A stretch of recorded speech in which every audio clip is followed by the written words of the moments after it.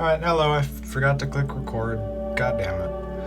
But, jumping into this, this is the start of a new series called Practical Headcanon, which is basically just me taking whatever I want and making it practical. For this first one, this is a Skywing, which with armor that is not supposed to be within the Wings of Fire practical. This is supposed to be within my own universe or whatever. This is just what would probably be a rather effective design, still sticking somewhat with the Skywing aesthetic. And I know it looks unconventional, but it should work decently well. Now, let's get into this. The basic concept behind it is that it's made of a thing which is lacquered, some type of lacquered fabric or leather.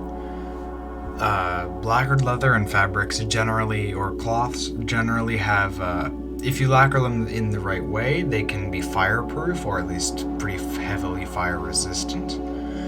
So the idea behind this is that they have a cape that goes over their wings and their general body, so that when another dragon blasts fire at them, which they would a lot more if they used it effectively like they should, they would just be able to cover themselves really quickly, and or it would just hit something that's already fireproof, like that helmet.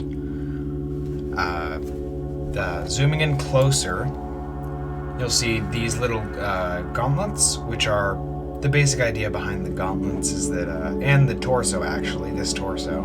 Note, it is not studded leather. It may look like studded leather, but it's not, because studded leather is horrible. It's awful. I hate it.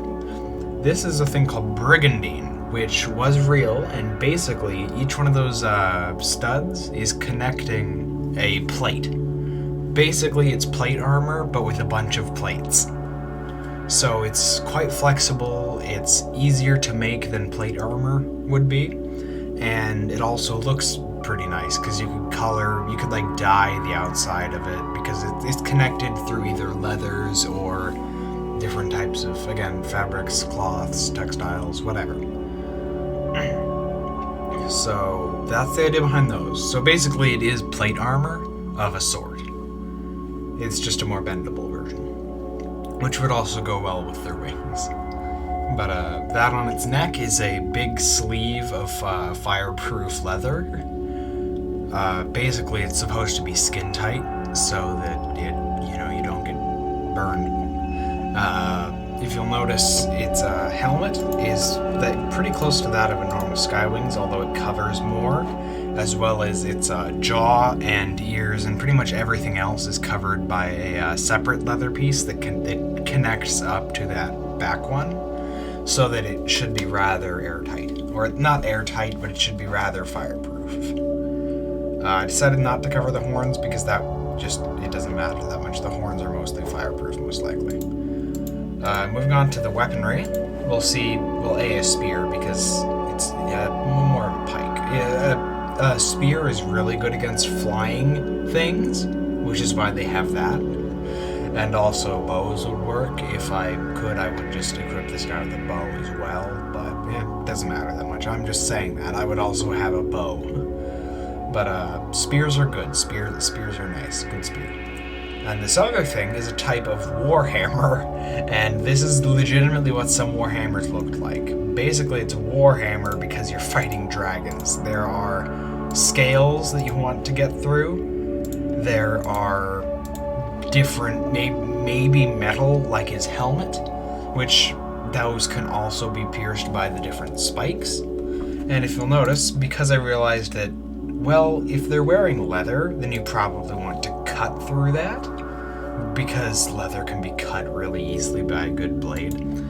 The back spike of this is actually a blade as well. So not only is that a spike, but it can also be used as a kind of knife, an improvised knife.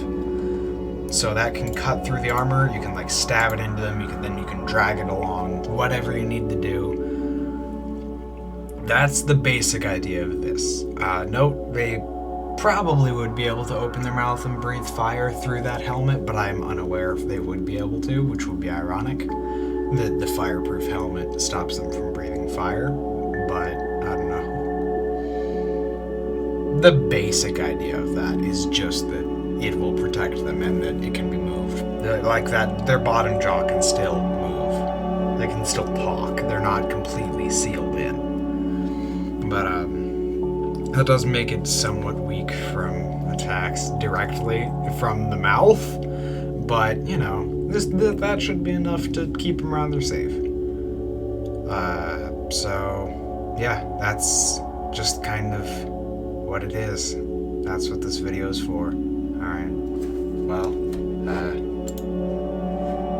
I guess that's kind of the end. Goodbye. See you. I'm kind of out of content. Yay!